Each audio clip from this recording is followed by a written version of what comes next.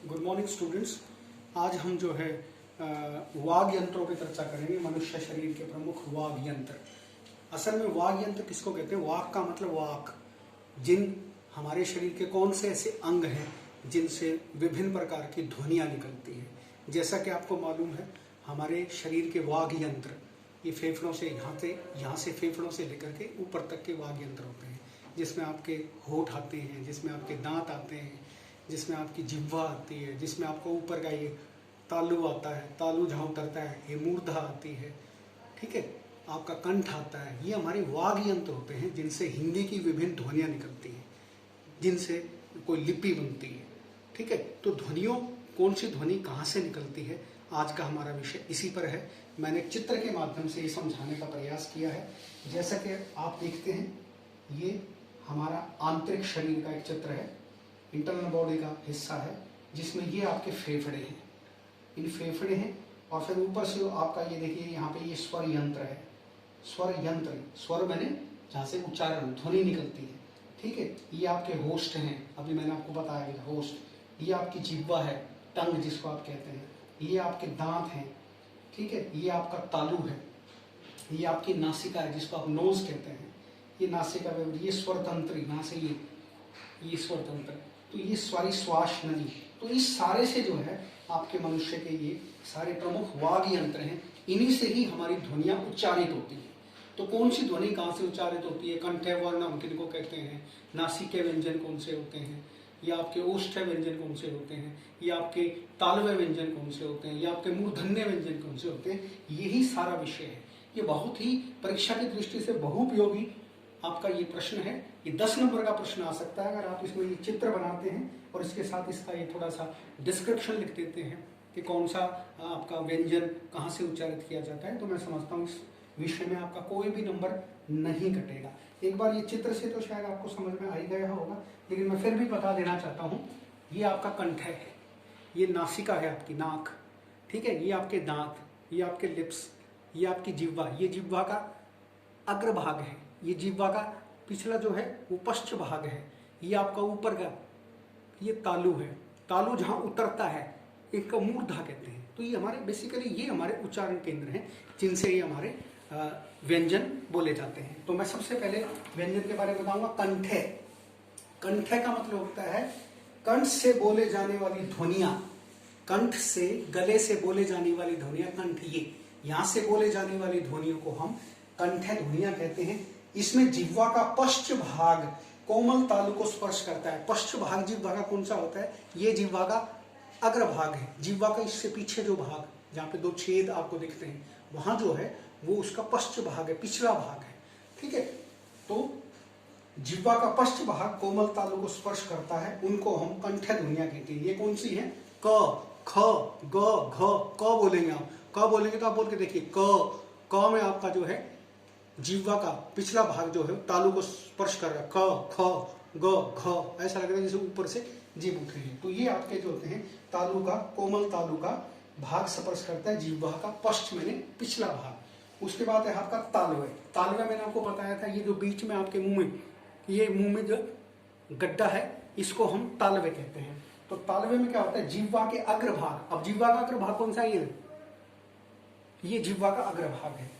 तो जिह्वा के अग्रभाग द्वारा कठोर तालु का स्पर्श करना, जिह्वा के अग्रभाग द्वारा कठोर तालु का स्पर्श करना, उसको हम कहते हैं तालव्य ध्वनियां। ये कौन सी है? च, छ।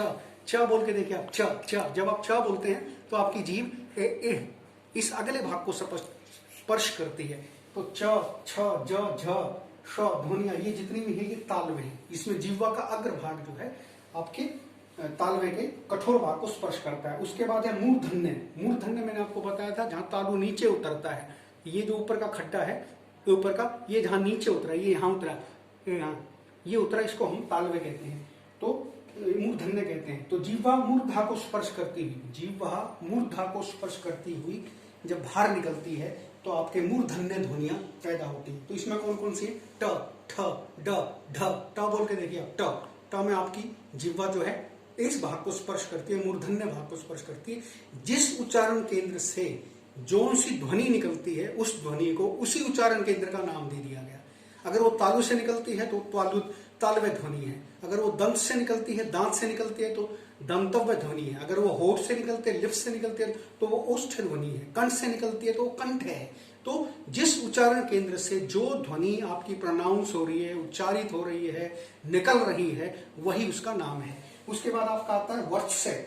वर्चस्य क्या होता है? जिह्वा ऊपरी दांतों के मसूलों को स्पर्श करती है। जिह्वा ऊपरी दांतों के, ये ऊपर के दांत जो हैं, इनके मसूलों को स्पर्श करती है। ये ध्वनियां कौन सी है? न, न, ल, र। आप बोल के देख सकते हैं, न, ल, र। इसमें जिह्वा आपकी ऊपर के मसूलों को टच करती है। न, ल, र बोल के देखिए आप इसको। उसके बाद दंते। दंते का मतलब होता है जिसमें आपके दांत आपके किसी उच्चारण केंद्र को टच करें। जैसे जीभ की नोक ऊपरी दंत पंक्ति को स्पर्श करती है। जीभ की ऊपरी नोक कौन है?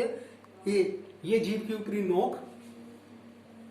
नोक दंत पंक्ति को स्पर्श करती है। उनको हम दंत ध्वनियां कहते हैं। जैसे आप बोल सकते हैं त, त, थ, द, ध, ध, त बोल के देखिए। त में आपकी जीभ ऊपरी भाग को स्पर्श करेगी तो वो आपके दंत हो गए। उसके बाद है आपके ओष्ठ्य। ओष्ठ्य होते हैं जिसमें आपके दोनों लिप्स आपस में टच करते हैं। जैसे आप प बोल के देखिए, प, फ, ब, भ, म। देखो दोनों ये जितने भी उच्चारण हमने किए वर्णों के, प, फ, ब, भ, म, इन सभी के अंदर हमारे दोनों लिप्स टच कर रहे हैं, स्पर्श कर रहे हैं। तो इसका मतलब ये ओष्ठ्य हैं, होठ वाले आपके वर्ण हैं। उसके बाद आपका आता है दंतोष्ठ। दंत और ओष्ठ, जिन वर्णों के उच्चारण में या जिन ध्वनियों के उच्चारण में दांत और होठ दोनों आपस में टच करते हैं, दोनों आपस में मिलते हैं, उनको हम दंतोष्ठ कहते हैं। इसमें कौन से? देखो इन ध्वनियों के उच्चारण में क्या होता है? जीभ दांतों से लगती है तथा होठ भी कुछ मुड़ते हैं। तो ये कौन से आपके? व देखिए, व, फ में आपके दांत और लिप्स को टच कर रहे हैं और आपके होठ भी आपके कुछ मुड़ रहे हैं। व, फ, ये देखिए यहाँ पे लिप्स उच्चारण केंद्रों को देखिए।